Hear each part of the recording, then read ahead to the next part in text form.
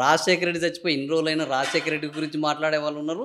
దాని అర్థం ఏంటంటే కొంతమంది ఎప్పుడు కొంతమందికి వీరాభిమానులు ఉంటారు, వాళ్ళు మాట్లాడతారు. వాళ్ళు మాట్లాడి మీరు సోషల్ మీడియాలో పెట్టి అసలు ప్రజలంతా ఇదే మాట్లాడుతున్నారు, నిజంగా ప్రజలంతా ఇదే మాట్లాడితే మనం ప్రతిపక్షంలో ఎందుకు కూర్చోవలసి వచ్చేది ఇంత ఆడుకోరున్నప్పుడు? అంటే కొన్ని సందర్భాల్లో ఇంతకంటే బాగా చేస్తారని నమ్మకం ఉండొచ్చుగా. ప్రజలు 10 సంవత్సరాలు చేసారు, ఇంతకంటే బాగుంటుంది అని అనుకుంటొచ్చుగా. ఇంతకంటే బాగుంటుంది చూద్దాం. కాంగ్రెస్ పార్టీ నువ్వు అన్నట్టు ఇందిరాగాంధీ పేరు, వైఎస్ వాళ్ళిద్దరు బాగా చేసిండ్రు. ఇందిరమ్మ అందరికి ఇల్లు ఇచ్చింది, గరీబీ హటావో అని చెప్పింది. వైఎస్ రాజశేఖర రెడ్డి కూడా వైద్యాన్ని బాగా చేసిండు. సో ఇప్పుడు ఇల్లు ఇంకా బాగా చేస్తారేమో ఈ తీసుమార్కాలు అని చెప్పి వాళ్ళు అనుకున్నారు పాపం. ఇప్పుడు వచ్చేసరికి కనబడతలేదు కనుక మళ్ళా ప్రజలు రియలైజేషన్ అనిపిస్తుంది. అది సో దానికన్నా కూడా మాట్లాడుతున్నారు అనుకుంటా తప్పించి అన్ఫోర్స్ మీరు అన్నట్టు ఆ గుర్తింపు అంతవరకు ఉంటుంది అని మీరు అనుకున్నట్టు ఓకే కావచ్చు, దానికి కూడా మేము బయట ఉండాల్సిందే కదా. కానీ దాన్ని బట్టి ప్రజల పల్స్ ఎట్లుందని మేము చెప్తున్నాం. ప్రజల పల్సు, ప్రజలు ఏమనుకుంటారు. మీ మీద ఒక ఆరోపణ ఉంది క్రాంతన్న, ఏందనంటే గతంలో కేటీఆర్ ఒక మాట అన్నారు, ఎన్నికల్లో ఓడిపోయిన తర్వాత మేము సోషల్ మీడియాని పట్టించుకోలేదు, యూట్యూబ్ ఛానళ్ళ వల్ల మాకు చాలా నష్టం జరిగింది, సో ఈసారి ఆ పొరపాటు జరగనీయము అని. సో కేటీఆర్ గారు రియలైజ్ అయ్యారు. సో ఆ యూట్యూబ్ కేటీఆర్ గారు కాదు చాలా ఇంపార్టెంట్, కేటీఆర్ గారు కాదు, మేము కూడా రియలైజ్ దాంట్లో. అంటే పార్టీ ప్రెసిడెంట్గా అన్నాడు ఆయన, దుష్ప్రచారాన్ని మేము పట్టించుకోలేం. సపోజ్ నేనున్నాను, అవును, నా మీద 2 యూట్యూబ్ ఛానళ్ళు విపరీతమైన ఆరోపణలు చేసినాయి. ఓకే, అసలు ఉన్న చెరువులని నేనే కబ్జా చేసినా, మా తమ్ముళ్ళే కబ్జా చేసినట్లు, మా నియోజకవర్గం మొత్తం మేమే కబ్జా చేసినట్లు, అవును, హైవే పక్కన ఉన్న భూములన్నీ వీళ్ళే కబ్జా చేసినట్టు రాసిరు. అవును, బ్రహ్మాండంగా సంపాదించారు. మా ఊళ్ళ దగ్గరకు వచ్చారు, ఎమ్మెల్యేగా బ్రహ్మాండంగా సంపాదించారు కాబట్టి ఆ వ్యతిరేకత వల్లనే ఓడిపోయారు. అవన్నీ మా ఊళ్ళ దగ్గరకు వచ్చారు. అన్న వీడు ఇట్లా వేసిండు అట్లా వేసిండు, వాడిస్తే మనకి ఎదురపోయి వాడు మనం చేసినాం. అది నిజం కాబట్టి మీరు ఖండించలేకపోయారు. నిజమైతే నాకు పనిష్మెంట్ అవుతుండే కదా. పనిష్మెంట్ అయింది కదా. ఆ పనిష్మెంట్ ఇప్పుడు అదే చెప్తున్నా, ప్రజలు ఎట్లా నమ్మిరు అని చెప్తున్నా. సోషల్ మీడియాను మేము వాడకపోవడం వల్ల ఈ నష్టం జరిగింది. వాడు చెప్పింది నిజమైంది, అవును, వాడు చెప్పింది నిజమే కావచ్చు, ఆయన దగ్గర పోయింది. మీరు ఖండించలేదు అంటే ఖండించడం అంటే ఇప్పుడు వాడు పైసలు అడుగుతాడు, అవును, వాడు బ్లాక్ మెయిలర్, పక్క బ్లాక్ మెయిల్. అది ఓ ప్రముఖ పేపర్, ఓ ప్రముఖ జర్నలిస్ట్ ఉన్నాడు, దాంట్లో నా మీద వ్యతిరేక వార్త రాస్తే నాకు పాత పరిచయం ఎడిటర్ అయినా ఫోన్ చేసినాను. నేను పేరు చెప్పలేను. ఓకే, ఆయనకి ఫోన్ చేసినాను. నేను ఫోన్ చేసి అన్న ఏంది ఇట్లాంటి వార్తలు నా గురించి నీకు తెలుసు కదా, నేను ఇట్లా అంటే అరే అవును రాసి కదా, నేను వాడితో మాట్లాడతా ఒకసారి నువ్వు మాట్లాడాను. సరే అని కొన్ని రోజులు ఆగాడు, మళ్ళీ రాసినాడు, మళ్ళీ ఏదో రాసినాడు, మళ్ళీ ఫోన్ చేసిన మా జిల్లా రిపోర్ట్తో ఒకసారి మాట్లాడు అన్నాడు. ఫోన్ చేస్తే ఆయన అంటాడు కాదే మరి ఏమన్నా ఇవ్వకపోయినా వాడికి అంటాడు. ఏమి ఇవ్వాలన్నా సరే ఎట్టిస్తారు పోయి నువ్వు, ఇదేం వార్తలు, ఏమన్నా డబ్బులు ఇస్తే వార్తలు రాయము, లేకపోతే నీ ఇష్టం బ్లాక్మెయిల్, ఇదేం బ్లాక్మెయిల్ ఇది ఏందన్నా, మా పాలసీ అన్నా నేను పైకి పంపాలి కదా. మళ్ళీ ఆయనకు ఎడిటర్ ఫోన్ చేశాను, ఏంది ఇదేం పద్ధతి, నువ్వు నన్ను పట్టుకుని నన్ను బ్లాక్మెయిల్ చేస్తే ఎట్లా, నేను జర్నలిస్టులో పనిచేసిన ఉద్యోగం కోసం పనిచేసిన ఒక సంఘంలో జనరల్ సెక్రటరీ పనిచేసినాను, నేను నా జీతాన్ని కూడా నేను ఉద్యమానికి నేను పెట్టినాను, పనంగా పెట్టలేను కానీ నా సొంతంగా ఖర్చు పెట్టుకున్నాను, ఏమో లేకుండా నా సొంతంగా ఖర్చు పెట్టుకొని నేను పనిచేసినాను. అంత మేరకు నేను కొంచెం పనిచేసినాను, ఆత్మతృప్తి నాకు ఉన్నది. నువ్వు నన్ను కూడా అంటే అట్లా ఎట్లా అంటే మీరు ఎమ్మెల్యే కదా, మమ్మల్ని చూసుకోవాలి కదా, నువ్వు ఎవరి కోసం పత్రిక పెట్టినావా, నేను మా ఆఫీసు సెటప్ నడవాలి కదా అంటాడు. నీ ఆఫీస్ సెటప్ నడవ నన్నెందుకు బలి చేస్తావు అంటే, పత్రికలు కానీ అట్లాంటి యూట్యూబ్ ఛానల్స్ కానీ అటువంటి వచ్చిన తర్వాత తప్పుడు ప్రచారాన్ని మేము ఎట్లా ఎదుర్కొంటాం చెప్పు. సో మీ మీద వ్యతిరేకత ఆ 2 యూట్యూబ్ ఛానళ్ళ వల్ల మీరు అంటే అట్లా కాదు, దానివల్ల ఒక ఒపీనియన్. ఇప్పుడు సపోజ్ హైదరాబాద్లో ఉన్న కొన్ని వేల మంది, వందల మంది క్రాంతి మంచోడు అనుకుంటారు తప్పించి క్రాంతి అంటాడు భూ కబ్జాదారుడు ఇట్లా చేస్తాడు అని అనుకోరు కదా. కానీ అందరు నన్ను క్లారిఫికేషన్ అడిగారు కదా, అప్పటికి ఇద్దరు అడిగారు ఏందన్నా ఇదంతా అని చెప్పి. అరే నువ్వు నమ్ముతున్నావు అంటే మరి నువ్వు ఏది చెప్పాను నువ్వు మాట్లాడన్నా అంటే నేను మనం తప్పు చేయనప్పుడు ఎందుకు మాట్లాడాలి. సో మేము ఆ స్ట్రాటజీతో ఉన్నాను. తర్వాత కొందరు మనం అట్లా మాట్లాడాల్సింది అని సరే అంటే అది చెప్తున్నప్పుడు తప్పుడు ప్రచారాన్ని నమ్ముకున్నది వాళ్ళు, మేం కాదు. అదే మరి నేను వచ్చిన తర్వాత మరి ఇప్పుడు ప్రభుత్వం వచ్చి 2 ఏళ్ళు అయింది కదా. సో ఇప్పుడు మీరు అదే పని చేస్తున్నారు కాదు, నేను ఇప్పుడు మేమా పని చేయట్లేదు ఇంకా. అసలు మేము సోషల్ మీడియాలో యాక్టివ్ అయ్యలేము. అయ్యో బీఆర్ఎస్ వాళ్ళు తప్పు నిజంగా బీఆర్ఎస్ ఇంకా యాక్టివ్ అయితే ఈ ప్రభుత్వంలో మంత్రులు ఎమ్మెల్యేలు ఒక్కో రోజు కూడా తలెత్తుకొని తిరగలేరు, అట్లుంటుంది పరిస్థితి. చెప్తున్నా కదా, అదే చెప్తున్నా బీఆర్ఎస్ వాళ్ళు సోషల్ మీడియాలో అరే నువ్వు బీఆర్ఎస్ మీద చేసేది మామూలు ప్రజలు అకౌంట్స్ నువ్వు అబ్జర్వ్ చేయి, మామూలు జనం కడుపు మండిన వాళ్ళు, ఈ ప్రభుత్వం కావాలని గెలిపించుకున్న వాళ్ళు. చూడండి ఇప్పుడు యూట్యూబ్లో ఎవరు మాట్లాడుతున్నారండి, ఆనాడు ప్రభుత్వాన్ని భుజాల మూసిన వాళ్ళందరూ కూడా ఇప్పుడు ప్రభుత్వం వ్యతిరేకంగా మాట్లాడలేరా? నేను పేరు చెప్పాను, నువ్వు జర్నలిస్ట్ అని నీకు తెలుసు. ఆనాడు కేసీఆర్ పోవాలి నీ అంత దుర్మార్గుడు అన్నవాళ్ళు అప్పుడే బాగుండాలని ఇప్పుడు అంటున్నారా లేదా? అంటే అర్థమైంది, అదంతా ఒక రకమైన మిషన్ నుంచి బయటకు వచ్చారు అంతే. అప్పుడు వాళ్ళు ఆ మిషన్ వాళ్ళు చెప్పుకున్నారు కదా, అప్పుడంతా మేము చేసినామని చెప్పి. V6 పెట్టిన వివేక్ గారు చెప్పారు, మేము విష ప్రచారాన్ని చేయడంలో మేము సక్సెస్ అయినామని చెప్పి వివేక్ గారు బహిరంగ చెప్పారు, వీడియో అప్పుడప్పుడు కనబడుతుంటుంది. సో కేసీఆర్ గారిని ఓడించడానికి ఇటువంటి అన్ని శక్తుల్ని ఉపయోగించింది కొనుగోలు, ఏం పేరు అనే పేరు, కొనుగోలు సునీల్ కుమార్ అనే పేరే కొనుగోలు. అట్లాంటి కొనుగోలు కదా, మేము కొనుగోలు అనుకున్నాం. సో అట్లాంటి వ్యక్తులను పెట్టి మొత్తం ప్రచారం పెట్టుకున్నారు కదా. ఎవరు పెట్టుకోలేదు, మేము అంటే చెప్తున్నాం, మేము వాళ్ళంతా అడ్డగోలుగా ఇష్టం వచ్చిన ప్రచారం చేస్తారు. మేము చేస్తారని మీరు అనుకుంటారు, బీఆర్ఎస్ వాళ్ళు చేస్తున్నారు అనుకుంటారు, మీరు అంటారు. ఒక్కటి తప్పుడు ప్రచారం అని మీ మీడియా వాళ్ళు ఒక్కరు తీరు నేను చర్చ చేస్తాను.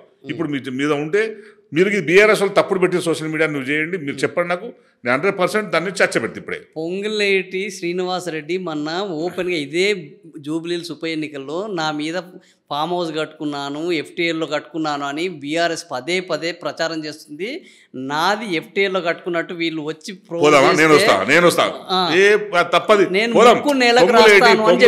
పొంగులేటి జనవాడలో పొంగులేటి ఫామ్ హౌస్ పోదాం, వివేక్ ఫామ్ హౌస్ పోదాం, నేను తీసుకుపోతా. మీరు తీసుకుపోతలేరు అరే ఆల్రెడీ ఏమైతే మీడియాని ఇప్పటి వరకు ఎందుకు మీడియాలో వచ్చినాయంటు అన్ని మీడియాలు కాదు, మీరు తీసుకెళ్ళి ఒక పని చేయండి, కాదు ఒక పని చేయండి మీరు ఇప్పుడు మన ఇద్దరు మధ్య చర్చ జరిగింది కదా, మీరు వెళ్ళిరండి. లేదు అంటే అనుకుంటారు అనుకోండి, నేను కేటీఆర్ గారితో వెళ్ళి ఈ వర్డ్స్ విత్డ్రా చేసుకోండి అని చెప్తాను. నేను మీరు వెళ్ళిరండి, నేను వివేక్ ఫామ్ హౌస్ చెప్తాను. కాదు నేను చెప్తున్నా, మీరే పోవాలని మా మీద ఎందుకు బట్ట కలిసి మీద చేయడం? ఒక మీడియాగా వాస్తవం అది, మీడియా బయట పెట్టాల్సిన విషయాన్ని మేము బయట పెట్టాం కదా. మీడియా బయట పెడితే బానే ఉండు, కానీ మీరు కదా అంటే మీడియా ఫెయిల్ అయిందని లెక్క, మీడియా ఫెయిల్ అయిందని లెక్క. అంటే మీరు చెప్పింది తినకపోతే అంతా ఫెయిల్ అయినట్టే. మరి మీరు పోయినండి, మరి మేము చేసి తప్పంటారు కదా. సరే కరే ఓకే, మేము చేసింది తప్పు, మేము చెప్పేది తప్పని మీరు అంటారు కదా. నేను 2 పేర్లు మీకు చెప్తున్నా, వివేక్ గారి ఫామ్ హౌస్కి వెళ్ళండి, పొంగులేటి గారి ఫామ్ హౌస్ మీరు వెళ్ళండి. అది FTA లేదని మీరు చెప్పండి, మీరు ఏం చెప్తారు నేను మా పార్టీతో చెప్పి నేను చెప్పి అంతే కదా. ఇప్పుడు మేము చెప్పింది తప్పని మీరు అనుకుంటారు, మీరు చెప్పింది ఐ అగ్రీ. మీరు అనేక విషయాల్లో మీడియా చెప్పింది ఇప్పుడు పార్టీ ఫిరాయింపుల విషయంలో ఉన్నారు, ఎవరు చెప్పింది పట్టించుకోకుండా మీరు కోర్టుకు పోయారు. మేము కోర్టుల్లో న్యాయబద్ధంగా పోట్లాడతాము, మేము అడిగిన దాన్ని ప్రభుత్వం బుల్డోజ్ చేస్తుంది అన్నారు. హైడ్రా విషయంలో మీరు న్యాయబద్ధంగా వాళ్ళకి సాయం చేస్తామంటున్నారు, లఘుచర్ల విషయంలో వాళ్ళకి న్యాయబద్ధంగా మేము వాళ్ళకి సాయం చేస్తామంటున్నారు. మరి ఇదే FTL విషయంలో వీళ్ళు సరిగ్గా న్యాయబద్ధంగా పోవట్లేదు హైడ్రా అని, దానికి వ్యతిరేకంగా మీరు న్యాయబద్ధంగా ఎందుకు పోవట్లేదు? హైడ్రా మీద చూడండి ఎన్ని కేసులు ఉన్నాయో. ఈ పొంగులేటి శ్రీనివాసరెడ్డి మీద యాక్షన్ తీసుకోవట్లేదు, మీరు కూడా హైడ్రా మీద ఎన్ని కేసులు ఉన్నాయో చూడండి. మీరు వేసినాయా? అరే అది పార్టీ పరంగా ఉంటుందా, చేసే వ్యక్తులకు పార్టీ సపోర్ట్ చేస్తుందా అనేది ఉంటే అప్పుడు నువ్వేమంటావు? అరే హైడ్రా అనేది ఒక మంచి ఆశతో పెట్టింది, దాని వ్యతిరేకంగా మీరు చేస్తున్నారు మీరు అంటారు. ఎవరైనా సరే అట్లాంటి ప్రజలకు అండగా ఉంటారు. అట్లా ఫైట్ చేసే వాళ్ళకు, అన్యాయానికి గురైన వాళ్ళు ఎవరైతే ఫైట్ చేస్తుంటారో వాళ్ళకి అండగా ఉంటాం. మన హైడ్రా వాళ్ళని పిలిపించి మాట్లాడలేమా? వాళ్ళకి మా ప్రభుత్వం వస్తే డబ్బులు పెట్టి ఇస్తాం మేమని చెప్పి ప్రభుత్వం చెప్పలేదు, ఇల్లు ఇస్తామని చెప్పలేదా? సో అటువంటి ప్రయత్నం మేము చేస్తున్నాం, అంతే తప్పించి ఏదో మీ ప్రతిపక్షం మీరే చేయాలనుకుంటే. ఇప్పుడు జూబ్లీహిల్స్లో డబుల్ బెడ్రూమ్ ఇండ్లు మీరు చాలా ఇచ్చారా? జూబ్లీహిల్స్లో మీరు ఇచ్చిన హామీలు నెరవేర్చారా? మీరు ఇప్పుడు హామీలు నెరవేర్చలేదు వాళ్ళు అంటున్నారు, మీరు ఇచ్చిన హామీలన్నీ జూబ్లీహిల్స్లో నెరవేర్చారా? మేము ప్రజల్లో తిరుగుతుంటే వాళ్ళే చెప్తున్నారు, నాగంటి గారు అసలు నేను నాకంటే బాగా యాక్సెస్ ఉన్నాడు జనాలతో, పబ్లిక్తో బాగా యాక్సెస్ ఉన్నాడు. ప్రతి ఒక్కరు కూడా ఇంట్లో ఉండే మామూలు సాధారణ మనిషి కూడా సాబ్ వచ్చాయి సాబ్ మనకు ఓ కరే ఏ కరే అని మామూలు ప్రజలు కూడా చెప్తున్నారు. సో అంత దగ్గర పోయినాడు జనాలకి. సో జనాలు ఆయనకు మంచి పేరు ఉంది. ఓకే. ఆయన మంచి పేరుతోటి గెలుస్తాడు. 100% ఆయన మంచి పేరు ఉంది. కేసీఆర్ గారి మీద ఉన్నది కనుక అన్ని పని చేసి తప్పకుండా గెలుస్తాడని అనుకుంటున్నాను. ఓకే. ఇప్పుడు మరి అంత గెలుస్తామన్న నమ్మకం ఉంటే అజారుద్దీన్కి మంత్రి పదవి ఇవ్వగానే ఈయనకు హోం శాఖ ఇస్తారా, మైనార్టీ శాఖ ఇస్తారా? ఈ పునఃపెట్టే కార్యక్రమం మైనార్టీలు అడుగుతున్నది, మైనార్టీ వాళ్ళు అడుగుతారు. మేము ఎందుకు అడుగుతాం? కేటీఆర్ గారు తెలంగాణ ఇప్పుడు మేము అడగలేం కదా, వాళ్ళు ఉన్నారు, మేము అడిగినామా? ఆయనకు మైనార్టీ శాఖ హోం శాఖ కాదబ్బా. ఇప్పుడు నేనున్నాను, నేను గెలిచిన నా నియోజకవర్గం వాళ్ళు ఎవరెవరు డిమాండ్ పెట్టవచ్చు, క్రాంతనకు అది చేయాలి, క్రాంతనకు ఇది చేయాలి అని చెప్పి. అది నేను అడిగినట్టు ఎందుకైతే మనం ఇప్పుడు అదే ఇప్పుడు మైనార్టీలకు ఒక మంచి పదవి వచ్చింది. పాపం మైనార్టీ ప్రజలు కోరుకుంటూ తప్పేముంది? మంది హోమ్ మినిస్టర్ ఇస్తారేమో, ఫైనాన్స్ ఇస్తారేమో, డిప్యూటీ సీఎం ఇస్తారేమో. ఎందుకంటే టీఆర్ఎస్ ఇచ్చింది కదా. ఇప్పుడు టీఆర్ఎస్ ఆయన ఇచ్చినాక ఆయన కూడా ఇస్తారేమో. మైనార్టీ ప్రజలు కోరుకోరు, మేము కోరుకోలే. మాకేం వాళ్ళ మంత్రి వాళ్ళు ఇష్టం కదా. వాళ్ళకు మైనార్టీకి జూబ్లీ హిల్స్లో ఒక మైనార్టీ శాఖ ఇస్తే బీఆర్ఎస్ ఎందుకు ఇంతగానో భయపడుతుంది? మేము భయపడే వాళ్ళ మైనార్టీకి మంత్రి పదవి ఇచ్చారు, మేము భయపడతలేము. వాళ్ళు ఓడిపోతామని భయపడి అజరుద్దీన్కు మంత్రి పదవి ఇచ్చారు. గతంలో కేసీఆర్ గారు జనాల దగ్గరికి రాలేదు, ఎన్నికల్లోకి రాలేదు, అయినా జనాలు గెలిపించారు. కానీ నేను జనాల దగ్గరికి పోతున్నాను, నేనే స్వయంగా హామీ ఇస్తున్నాను, నేను ప్రజల వ్యక్తిని కాబట్టి ప్రజల ఇదే చెప్పిండు ఎలక్షన్ టైంలో. అదే చెప్పిండు. ఇప్పుడు కూడా అదే. డిసెంబర్ 9 ఎలక్షన్ అయిపోయి 10వ తారీఖు ఏం చెప్పిండు? 6 గ్యారెంటీలు అన్నీ అయిపోతాయి అని చెప్పన్నాడు. అయిందా? మాటలు పెట్టది అయిందా? చెప్పిండు కదా. ఈరోజు లెక్క పెట్టుకోండి, ఈరోజు డేట్ ఎంత అని లెక్క పెట్టుకోమన్నాడు. డిసెంబర్ 9 అయిపోగానే మొత్తం 6 గ్యారెంటీలు ఇచ్చే బాధ్యత ఏదైంది? ఏది కాలేదు. రేవంత్ రెడ్డి చెప్పింది కాలేదు. కేసీఆర్ దళిత బంధు ఇస్తున్నాడు. కేసీఆర్ ఇచ్చిండు కదా. కేసీఆర్ దళిత బంధు మొదలు పెట్టి 3 ఎకరాలు ఇస్తున్నాడు అందరికి. కేసీఆర్ గారు దళిత బంధు మొదలు పెట్టి మొత్తం ఇచ్చిండా? మరి ఇంకా మాకు అధికారం అదే చెప్తున్నా. మేము ఇచ్చే క్రమంలోనే పోయినాం కదా. 3 ఎకరాలు ఇస్తాను. మా నియోజకవర్గంలో 70 మందికి ఇచ్చిన. ఏంది 3 ఎకరాలు అయిపోయినట్టేనా? దానికి ఫేస్ వైజ్ వస్తుంది. అది సేమ్ ఇప్పుడు రేవంత్ రెడ్డి కూడా మొదలు పెట్టలేదు. నువ్వు ఏది మొదలు పెట్టలేవు అంటున్నావు కదా. మేము మొదలు పెడతాము, మా ప్రయారిటీస్ వేరే కాదు. మొదలు పెట్టినావా నువ్వు అంటున్నావు. మీరు అంటారు ఏమంది రైతు బంధు ఇచ్చిండు. ఎంత ఇస్తారని? ఎంత ఇచ్చిండు? 15,000 ఇస్తాను. ఎంత ఇచ్చిండు? మరి తర్వాత ఇస్తాం. అరే కాదు, మేము ఇచ్చేది ఇచ్చిండు. అవును, నువ్వు 15,000 ఇస్తున్నావు. ఏది నెక్స్ట్ లేటర్ మరి ఇంకేం ఇయ్యలే కదా. మరి ఏ ఒక్కటి చెప్పు, మీరు ఏ ఒక్కటి చెప్పండి. ఒక ఉచిత బస్సు కూడా ఇచ్చినట్టే ఇచ్చి మళ్ళీ టోపీ పెట్టాడు నెత్తి మీద. రేషన్ కార్డు ఇచ్చి భర్త మీద చేసిండు. రేషన్ కార్డు మేము తయారు చేసిన లిస్టు. రేషన్ కార్డులు మేము తయారు చేసిన లిస్టు, అర్హుల లిస్టు, కొత్త లిస్ట్ ఏం కాదు. అది మీరు ఇయ్యలేదు కదా. అవును, దానికి మాకు ఉంటుంది, ఎలక్షన్ కూడా ఉంటుంది. దానికి ఆగిపోయింది. ఇద్దాం అనుకున్నారు. ఎలక్షన్ కూడా ఉంటుంది, దానికి ఆగిపోయింది. అది మేము తయారు చేసిన లిస్ట్ వాళ్ళు ఇచ్చారు. కొత్తగా ఏమి ఇచ్చారు చెప్పండి? కొత్త ఏమన్నా ఉద్యోగాలు మేము ఇచ్చిన నోటిఫికేషన్లే కదా. కిరికిరి ఉద్యోగాలు రాకుండా ఆనాడు కోర్టులో కేసు వేసింది రేవంత్ రెడ్డి గారు. ప్రోద్బలంతోనే కోర్టులో స్టే వచ్చింది. మీరు కూడా వేశారు. ఈసారి ఇక్కడ మేము వేయించలేము. ఇప్పుడు మేము వేయించలేము. కోర్టులో కేసు వేసేసి దాన్ని ఆపించింది ఆనాడు రేవంత్ రెడ్డి గారు. మేము కాదు కదా.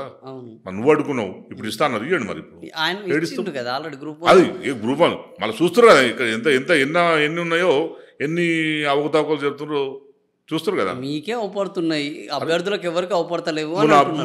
మనకు అభ్యర్థి చెప్పి నాకు పోస్టింగ్ వచ్చింది, నాకు ఆర్డర్ వచ్చింది, కానీ ఇక్కడ పోస్టింగ్ చేయాలి నాకు తెలుస్తలేదని. చివరికి అది లేదు, ఆమె అర్హత లేకుండా రాగానే న్యాయస్థానమే చెప్పింది. ఇప్పుడు న్యాయస్థానంలో వాళ్ళు చెప్పిన ఏవి నిలబడలేదు. న్యాయస్థానం ఇంకేం తెలియలేదు, రాగానే ఏం చెప్పలేదు. ఫైనల్ డిసిషన్, ఫైనల్ హియరింగ్ ఉన్నది. అవును, ఇప్పుడు ఫైనల్ నిర్ణయాన్ని కాపాడి ఫైనల్ నిర్ణయానికి కట్టుబడి నిర్ణయం ఉంటుందని చెప్పారు.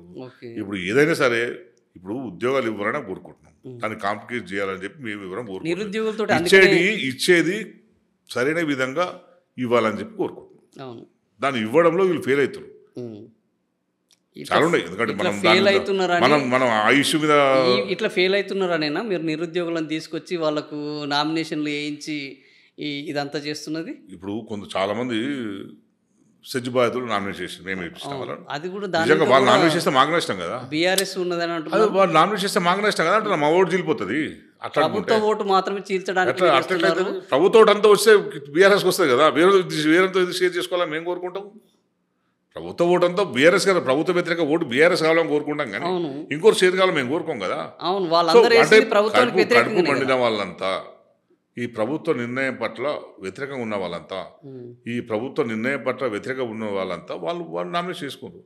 ఎందుకంటే వాళ్ళందరూ ఈ ప్రభుత్వం రావాలి, ఈయన చెప్పిన మాటలు విని మాకు ఇంత చేస్తాడు అంత చేస్తాడు చెప్పిన మాటలు విని వాళ్ళని గెలిపించుకున్నారు కనుక ఆ కోపంతో వాళ్ళు నామినేషన్ తప్పించి మేము వేసిన నామినేషన్ కావాలి, మేము ఇచ్చిన నామినేషన్. కేసీఆర్ గారు వచ్చే అసెంబ్లీ సమావేశాలకు వెళ్ళే అవకాశం ఉంటుందా? అరే కేసీఆర్ గారు వస్తారా? ఎందుకు రారనుకుంటారు? కేసీఆర్ గారు ఆరోగ్యం బాగాలేకపోతే రారని తప్పించి కేసీఆర్ గారు అసెంబ్లీకి దూరంగా ఉండాలని మేము అనుకుంటారా? దాన్ని ఊరికే కాంగ్రెస్ పార్టీలు దాన్ని ప్రచారం చేసి తప్పించి తప్పకుండా వస్తారు. ఇంతవరకు అసెంబ్లీలో రేవంత్ అరే వస్తారు అసెంబ్లీ టైంలోనే సార్కి ఏదైనా ఒకసారి 2 ఏళ్ళు అయింది. అవును, ఒకసారి ఆ టైంలో సార్ పడ్డాడు, ఇంకోసారి హెల్త్ బాగాలేకుండే. సో తప్పకుండా కేసీఆర్ గారు ప్రచారం కూడా చేస్తున్నారు. కేసీఆర్ గారు ఇంకా ఆరోగ్యం ఎప్పటికీ బాగుపడే అవకాశం లేదు, ఆయన అసెంబ్లీకి వాళ్ళు సంతోషపడుతున్నారు. అట్లా కాంగ్రెస్ పార్టీలు అట్లా సంతోషపడుతున్నారు, కేసీఆర్ గారికి ఆరోగ్యం బాగలేదు అలా అల్పసం. ఇప్పుడు పాపం వాళ్ళు ఏం చేయలేని పరిస్థితిలో ఉన్నారు. చివరికి అదే కోరుకుంటున్నారు. ఇక మనం చెప్పే కదా ఆయన చివరికి సావు కూడా మాట్లాడారు అసెంబ్లీలో. కూడా వెళ్ళారు. అదే చెప్తున్నాం కదా, అంత అది ఒక ఎథిక్స్ కాదు కదా. మానవత్వం ఉన్న వాళ్ళు ఎవరు కూడా మాట్లాడే కాదు కదా.